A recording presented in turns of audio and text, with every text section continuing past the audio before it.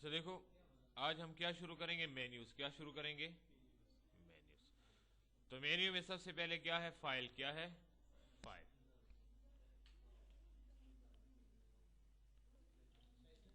आज हम क्या शुरू करेंगे?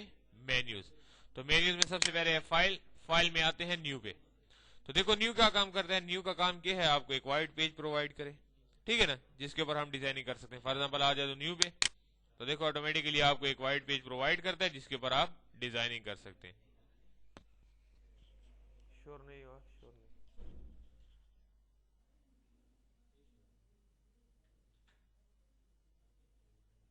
समझ आ रही है ना? देखो बिल्कुल वाइट पेज है जिसके ऊपर आसानी से आप डिजाइनिंग कर सकते हैं। उसके बाद आते हैं फाइल में न्यू फॉर्म टेम्पलेट पे। तो न्यू फॉर्म टेम्पलेट्स क्या काम करते हैं? देखो न्यू फॉर्म टेम्पलेट्स में हमारे पास बने बनाए बैकग्राउंड्स, डिजाइन, ब्राउचर्स, पम्फलेट, ये चीजें बनी बनाई पड़ी होती हैं। इससे हमें फायदा क्या होता है कि इससे आप डिजाइनिंग के कंसेप्ट भी ले सकते हैं। और दूसरी बात यह है कि फॉर एग्जाम्पल एक बंदा है जिसको डिजाइनिंग अच्छे तरीके से नहीं आती, ठीक है, उसको कोई इन्वेलप वगैरह डिजाइन करना है, तो ऑटोमेटिकली बने बनाए इन्वेलप्स इसमें पड़े होते हैं। इसमें आप एडिटिंग भी कर सकते हैं, चेंजेस भी कर सकते हैं, ठीक है ना।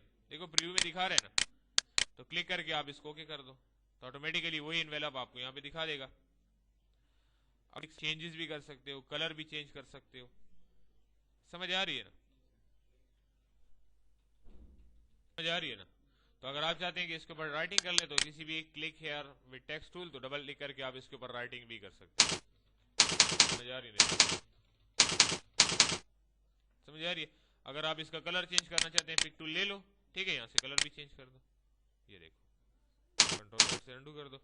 टू कलर देना चाहते हो तो यहाँ पे देखो, मैंने आपको बताया था ना, फाउंटेन फिल डायलॉग पे जाके आप दो तीन कलर भी मिक्स कर सकते हो। ये देखो कस्टम में आ जाओ, देखो इन्होंने बनाए हुए, इस पे आके क्लिक करो और कलर चेंज कर दो, ठीक है, ओके कर दो। समझ आ रही है ना? इसके अलावा फिर आ जाओ फाइल में new form template, side folders पड़े हैं, ठीक है, ये देखो। फॉर एग्जाम्पल अगर आपको इसमें से कोई बॉर्डर पसंद आ जाते हैं, ओके कर दो। यहाँ पे लाने के बाद आप F4 से जूम कर लो इसको, ठीक है। ऑटोमेटिकली देखो ये ग्रुप हालत में होते हैं, तो अरेंज में आ जाओ। ये क्या कहता है? अनग्रुप। अनग्रुप कर दो इसको, ये देखो, तो हर एक इसका जो टुकड़ा है वो बिल्कुल अलग अलग हो जाता है, ये देखो। तो इससे आप कंसेप्ट भी ले सकते हैं कि इन्होंने ये डिजाइन कैसे बनाया, ठीक है ना। दोबारा अनडू कर दो, इसको उठा के ले आओ, ये चाहिए। अब फॉर एग्जाम्पल ये आपको अलहदा पेज में चाहिए, तो इसको राइट टिक करके यहाँ से कट कर लो, ठीक है ना। हाँ, फाइल में आ जाओ, न्यू पेज ले लो और यहाँ पे लाके इसको पेस्ट कर दो,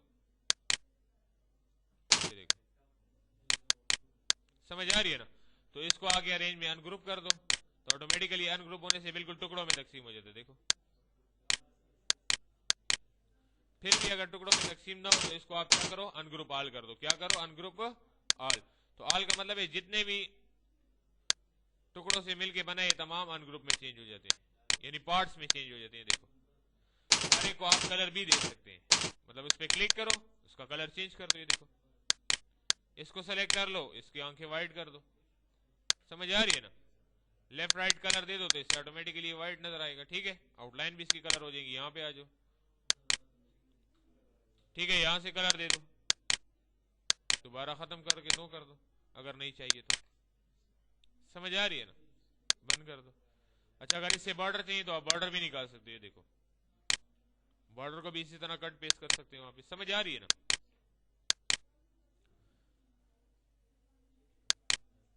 उसके बाद आते हैं ओपन पे। तो ओपन के बारे में एक बात याद रखो, ये वो फाइलें ओपन करता है जो कोरलड्रा की अपनी बनाई हुई फाइल होती हैं। समझ आ रही है ना? कोरलड्रा की फाइल से मुराद क्या है? वो फाइलें जो सीडीआर की फाइल हो, यानी कोरलड्रा की अपनी फाइलें हो। फॉर एग्जाम्पल देखो, यहाँ पे कुछ स्टूडेंट ने प्रोजेक्ट वगैरह बनाए होते हैं कोरलड्रा में, तो ऑटोमेटिकली कोरलड्रा में फिर ओपन हो सकते हैं, ठीक है ना। ये देखो, जैसे ये ग्राफिक वन, ये किसी भी स्टूडेंट ने कोई प्रोजेक्ट बनाया है, छोटा सा डिजाइन बनाया है, तो ये कौन सी फाइल में था? कोरलड्रा की। अगर फॉर एग्जाम्पल इसी फाइल को या इसी डिजाइन को हमने जेपीजी में सेव किया होता, समझ आ रही है ना? किस में सेव किया होता? जेपीजी में। तो आता हूं मैं, देखता हूं क्या ये जेपीजी की फाइल्स ओपन करता है या नहीं।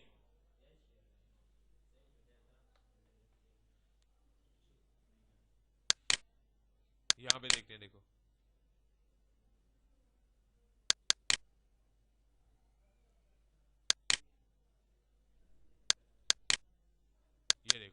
ये हमारे पास पिक्चर है। अब किसी भी पिक्चर पे क्लिक करके आप ओपन करो तो ये पिक्चर को ओपन नहीं करता।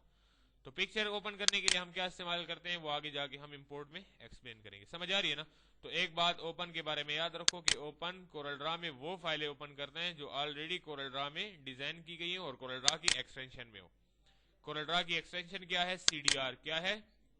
लिख लो अपने पास। कोरल ड्रा की एक्सटेंशन क्या है? CDR।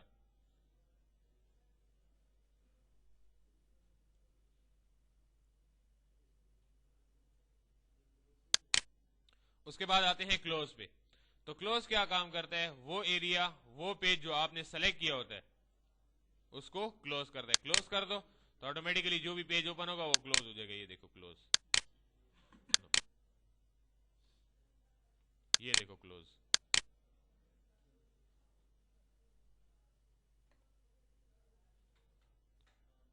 समझ आ रही है ना? ये देखो फाइल क्लोज। नो, अगर सेव करनी है तो सेव कर दो, नहीं सेव करनी तो बंद कर दो। फाइल में क्लोज। ये देखो जितने भी पेजेस आपने ओपन किए ऑटोमेटिकली क्लोज होते रहेंगे। दोबारा आगे न्यू पेज ले लो बस। उसके बाद आते हैं कौन सी कमांड है हमारे पास? सेव की। कौन सी कमांड है? सेव की। तो सेव किस लिए काम आता है? एक बात जरूर याद रखें, जब भी आप कोई डिजाइन बनाए तो डिजाइन बनाने से पहले ही पेज को सेव कर लिया करें। क्यों?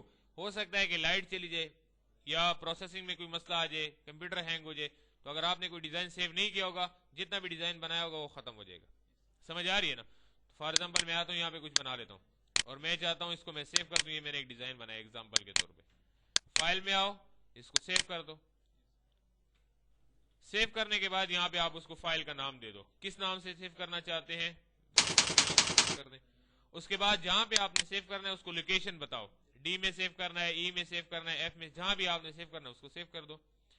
एक बात याद रखो, जो भी डॉक्यूमेंट आप सेव करो सी में मत सेव किया करो। समझ आ रही है? क्यों? कि विंडो उड़ जाने के बाद आपको डॉक्यूमेंट कभी नहीं मिलेगी जो आपने सेव की होगी, क्योंकि विंडोज का ताल्लुक ऑटोमेटिकली सी ड्राइव के साथ होता है। ठीक है ना?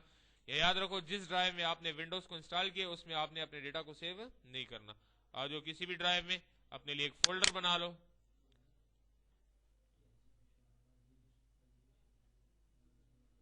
फोल्डर जैसे ही बन जाए ऑटोमेटिकली अपना नाम फोल्डर के ऊपर ऐड कर लो। देखो न्यू फोल्डर के नाम से आ गया। ठीक है, इस पर राइट क्लिक करके इसको रीनेम कर दो। क्या कर दो?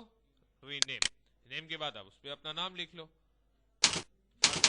नाम है उसका हिकमत दे दो। ठीक है, इस पे क्लिक करके फोल्डर पे आप इसको डबल क्लिक करके इसको ओपन कर लो और इसी में बैनर के नाम से इसको सेव कर दो। तो आपका डेटा हमेशा हिकमत के नाम से, यानी हिकमत के फोल्डर में बैनर के नाम से सेव रहेगा। ठीक है, उसके बाद आते हैं हम सेव की समझ आ गई। उसके बाद आते हैं हम सेव एज पे। सेव एज किस लिए इस्तेमाल होता है? किसी भी फाइल को, किसी भी डिजाइन को किसी दूसरे नाम से सेव करने के लिए हम सेव एज इस्तेमाल करते हैं। फॉर एग्जाम्पल इस ऑब्जेक्ट को पहले नाम मैंने क्या दिया था? बैनर। उसके बाद मैं चाहता हूं कि इसको मैं बैनर 1 के नाम से सेव कर दूं, फाइल के नाम से सेव कर दूं, पम्फलेट के नाम से, ब्राउजर के नाम से। तो सेव एज पे चले जाओ। जैसे सेव एज पे आप क्लिक करोगे ऑटोमेटिकली पहला जो आपने इसको नाम दिया होगा आपको इसको बताएगा। ठीक है ना? उसके बाद आप इसका नाम चेंज करना चाहते हैं तो इसी के साथ आप इसको बैनर 1 लिख के सेव कर दो तो ऑटोमेटिकली दूसरे नाम से सेव हो जाएगा। ठीक है, तो सेव एज का फायदा हमें क्या है कि एक ही फाइल को हम मुख्तलिफ नामों से सेव कर सकते हैं। दोबारा आते हैं सेव एज पे। अच्छा, एक बात और याद रखो, अक्सर औकात ऐसा होता है कि हमारे पास यहाँ पे कोरल ड्रा 11 है और मेरे पास किसी दूसरी जगह पे मैं डॉक्यूमेंट को ले जाना चाहता हूँ, लेकिन मसला ये है कि वहां पे कोरल 9 इंस्टॉल है। कौन सी कोरल इंस्टॉल है? कोरल 9। मैं चाहता हूं कि इसी फाइल को जो 11 में बनी है इसके वर्जन में चेंज कर दूं, यानी इसको कोरल 9 के वर्जन में सेव कर दूं। तो देखो यहाँ पे सेव के साथ हमारे पास वर्जन का निशान होता है। देखो क्लिक कर दो 9.0, इसको सेव कर दो तो ऑटोमेटिकली देखो कहता है क्या रिप्लेस कर दो इसके ऊपर। अगर नाम चेंज करना चाहते हो तो फिर नाम भी चेंज कर दो। ठीक है, 1 2 3 रख लो। तो अब ये कौन से वर्जन में सेव हो गया? 9 में। तो ये वर्जन जो 9 में सेव हुआ है ये फाइल, ये फिर 9 ही में खुलेगी, 11 में नहीं खुलेगी। समझ आ रही है ना? होता है ना बात जगह पे हमारे पास कोरल 9 इंस्टॉल होती है, या फॉर एग्जाम्पल आप किसी डिजाइनर के पास इसको छपाई के लिए लेके जाते हैं तो अक्सर वो जो प्रोफेशनल लेवल के डिजाइनर जो बैठे होते हैं काफी वक्त से वो कोरल 9 इस्तेमाल कर रहे होते हैं तो उनके पास कोरल 9 ही होती है। लेकिन आजकल मार्केट में 11 भी लोग यूज करते हैं, लेकिन अगर आपके पास उसके पास वहां पे 11 न हो तो फिर आपको मसला होगा कि वो 11 की फाइल जो है आपकी 9 में नहीं ओपन होगी। तो इसलिए यहां से वर्जन चेंज कर सकते हैं आप। समझ आ रही है ना? ये सहूलत सिर्फ कोरल 11 में है। समझ आ रही है ना। उसके बाद आते हैं रिवर्ट पे। तो रिवर्ट क्या काम करता है? फॉर एग्जांपल एक स्टूडेंट ने एक प्रोजेक्ट बनाया हुआ है, एक स्टूडेंट ने क्या बनाया हुआ है? एक प्रोजेक्ट। या फॉर एग्जांपल मैंने किसी के लिए कोई डिजाइनिंग की हुई है। क्या किया हुआ है? डिजाइनिंग की है। अब वो बंदा कहता है कि ऐसी बात है कि वो जो डिजाइन मैंने बनाया उसमें मैं कुछ चेंजेस करना चाहता हूं। फॉर एग्जांपल ग्राफिक 1 है, ओपन कर लो। वो मुझे कहता है कि इसका कलर यहां पे चेंज कर दो। समझ आ रही है ना। उसके बाद मुझे कहता है ये जो कलर है ये भी मुझे पसंद नहीं, ये भी थोड़ा बहुत चेंज कर दो। समझ आ रही है ना। यहां से चेंज कर दो। फिर वो मुझे कहता है इस डिजाइन को मतलब थोड़ा सा इधर ले जाओ, इसमें कुछ ना कुछ चेंजेस लाना चाहता है। ये देखें, मतलब ये बने बनाए डिजाइन में चेंजेस करना चाहता है। जब मैं बहुत ज्यादा चेंजेस कर लेता हूं तो उसके बाद हो सकता है कि वो मुझे कह दे कि जो आपने चेंजेस किए वो मुझे पसंद नहीं है, बस उसी हालत में, ठीक है, जिस हालत में आपने ओपन किए। तो अगर आप रिवर्ट इस्तेमाल करो तो रिवर्ट से आपका ये फायदा होगा कि जिस हालत में ये ओपन की गई थी उसी हालत में दोबारा आपको बताएगा। ये देखो क्या कहता है, revert document and setting Cosmos my document graphic CorelDRAW to last save version and lose all current changes। कहते हैं इससे पहले जो आपने ये सेव की हुई थी लास्ट वक्त में, ठीक है, इससे पहले आपने उसको ओपन करने के बाद चेंजेस किए, क्या आप उन तमाम चेंजेस को लॉस करना चाहते हैं, यानी खत्म करना चाहते हैं? ओके कर दो। तो उसी हालत में आपको देगा जिस हालत में आपने इसको ओपन किया। समझ आ रही है ना। उसके बाद दोबारा आते हैं एक्वायर इमेज। तो एक्वायर इमेज के बारे में एक बात याद रखें कि एक्वायर इमेज आपकी उस वक्त काम करती है जब आपने अपने कंप्यूटर के साथ स्कैनर लगाया हो। फॉर एग्जांपल कोई मोनोग्राम है, उसको आप किसी डिजाइन में लगाना चाहते हैं, आपके पास कागज की फॉर्म में है, ठीक है, पोस्टर फॉर्म में है, तो आप उसको स्कैन करके कंप्यूटर में लाना चाहते हैं। तो अगर आपके पास स्कैनर मौजूद हो तो आप उसको स्कैनर में रख ले, तो ऑटोमेटिकली सेलेक्ट सोर्स पे चले जाए। अब हमारे पास स्कैनर मौजूद नहीं है, इस वजह से सेलेक्ट भी ऑफ हो गया। ये देखें, पहले अलर्ट था, इस वजह से क्यों हमारे पास कुछ सोर्सेज नहीं है जिसको हम स्कैन करके ला सके।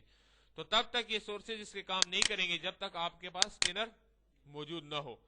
डिफाइन करना इसलिए जरूरत था कि कोई भी आपसे पूछ सकता है कि एक्वायर इमेज क्या चीज है। समझ आ रही है ना। उसके बाद आते हैं इंपोर्ट में।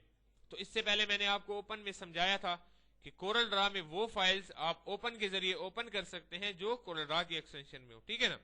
अगर आप चाहते हैं कि नहीं, आप कोई पिक्चर इंपोर्ट करना चाहते हैं, कोई पिक्चर कोरल ड्रा में लाना चाहते हैं, अपने डिजाइन में कोई पिक्चर लाना चाहते हैं, या कोई ऐसा मोनोग्राम जो पिक्चर फॉर्मेट में है यानी जेपीजी फॉर्मेट में है, तो उसको आप इंपोर्ट के जरिए ला सकते हैं।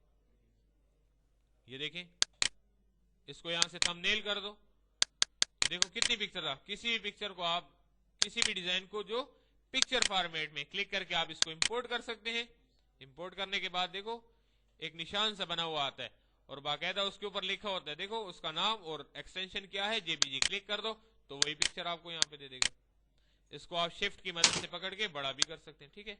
अगर लैंडस्केप हालत में है तो मैंने आपको समझाया था कि ओरिएंटेशन आप क्या इस्तेमाल करेंगे, लैंडस्केप, क्लिक करके पी प्रेस कर दो। ये देखो, समझ आ रही है। तो अब ये कौन सी फॉर्मेट में है, जेपीजी फॉर्मेट में, ठीक है।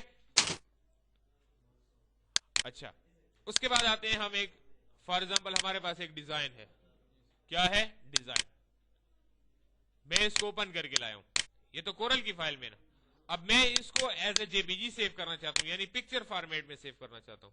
तो इसके लिए हम सेव एज इस्तेमाल करें तो ये क्या करेगा, आपको पिक्चर की फॉर्मेट में कभी भी सेव करके नहीं देगा, एक्सेप्ट नहीं होती, यानी जेपीजी टाइप इसमें है ही नहीं अगर आप देखें तो आप इसको फिर जेपीजी में यानी पिक्चर फॉर्मेट में सेव करने के लिए क्या इस्तेमाल करेंगे, एक्सपोर्ट। क्या, एक्सपोर्ट। एक्सपोर्ट की शॉर्टकट क्या है, कंट्रोल ई। क्या है, कंट्रोल ई।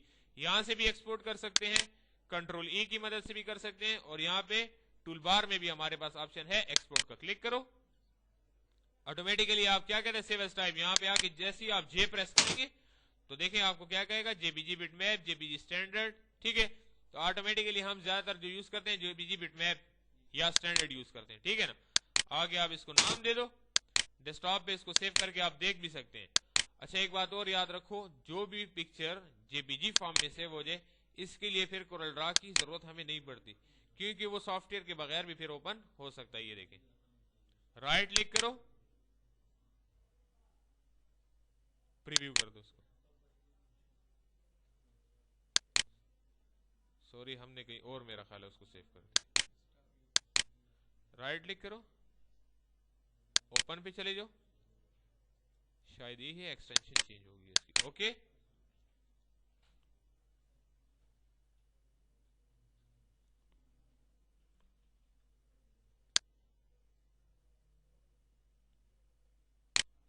पिक्चर में ओपन कर दो इसको।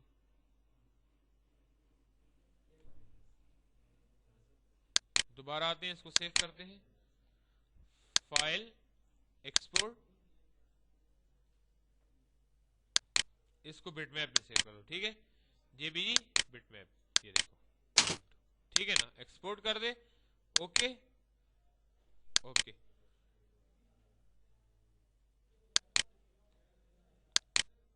आप इसको हमेशा बिटमैप में सेव किया करें, देखें। तो अब इसके लिए क्या फायदा हुआ,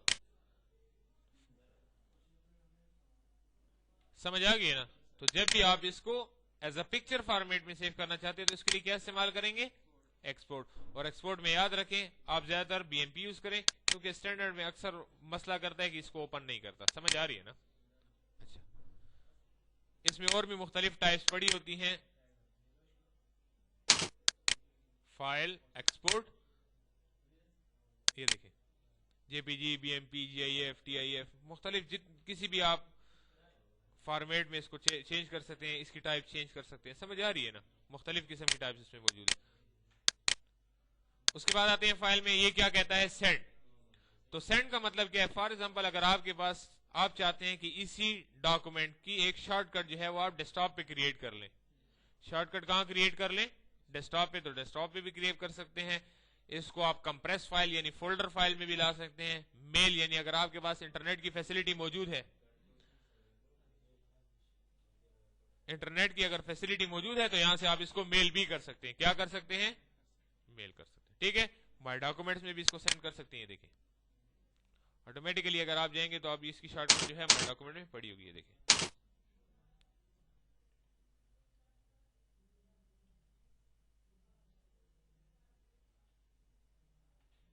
ये देखें, समझ आ रही है ना।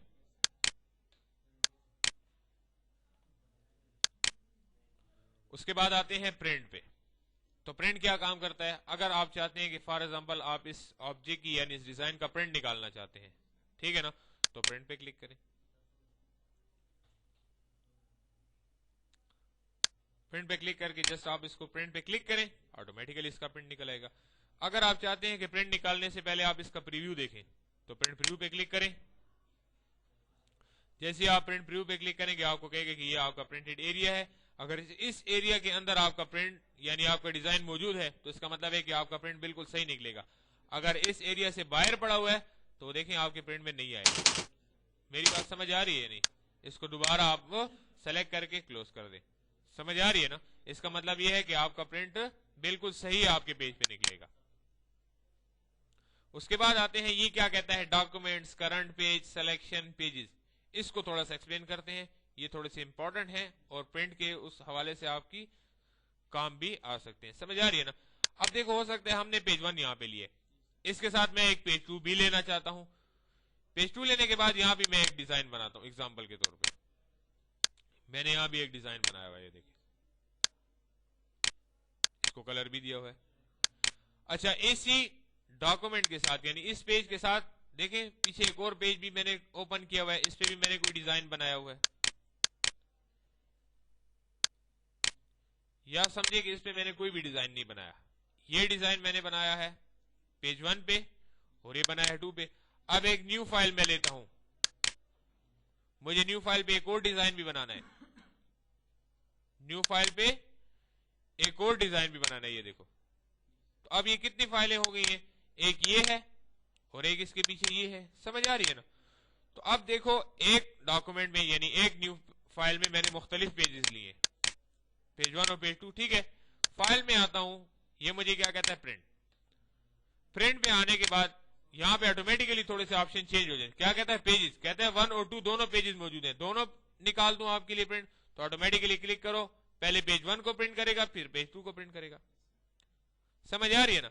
अगर आप चाहते हैं कि नहीं जो पेज मैंने यहाँ पे सेलेक्ट किया, अभी कौन सा पेज सेलेक्ट है, पेज 2 सेलेक्ट है ना, हाँ, तो यहाँ पे इसको क्या करो, करंट पेज। तो करंट पेज कौन सा सेलेक्ट करेगा, 2, तो फिर 2 का प्रिंट निकालेगा, 1 का प्रिंट नहीं निकालेगा। अगर आप इसको करंट डॉक्यूमेंट कहेंगे तो डॉक्यूमेंट में फिर ये दोनों आते हैं, क्योंकि आपने डॉक्यूमेंट के अंदर पेज इंसर्ट किया ना, डॉक्यूमेंट के अंदर पेज को इंसर्ट किया है, तो फिर इस पूरी डॉक्यूमेंट को आपको प्रिंट करके देगा। उसके बाद आते हैं हम डॉक्यूमेंट्स पे। तो डॉक्यूमेंट्स क्या काम करता है, मैंने आपको बताया ना कि इससे पहले अगर या इससे बाद मैंने एक और डॉक्यूमेंट ओपन किए, एक और न्यू पेज लिए, तो 2 पेजेस हो गए ना। एक डॉक्यूमेंट में मैंने 2 पेजेस बनाए हैं और दूसरे डॉक्यूमेंट में 1 पेज है। तो डॉक्यूमेंट पे क्लिक करो तो ये दोनों पेजेस आपको प्रिंट करके देगा, यानी डॉक्यूमेंट 1 के दोनों पेज और डॉक्यूमेंट 2 के भी पेज प्रिंट करके देगा। ठीक है, उसके बाद आओ, अगर आप प्रिंट प्रीव्यू में देखना चाहते हो तो ये देखो पेज 1, पेज 2 और फिर ग्राफिक 2 की फाइल भी आपको प्रिंट करके देगा। ये देखो तीनों, पहले इसको प्रिंट करेगा, फिर इसका प्रिंट निकालेगा, इकट्ठा प्रिंट निकालेगा। समझ आ रही है ना। उसके बाद आते हैं पेजेस पे।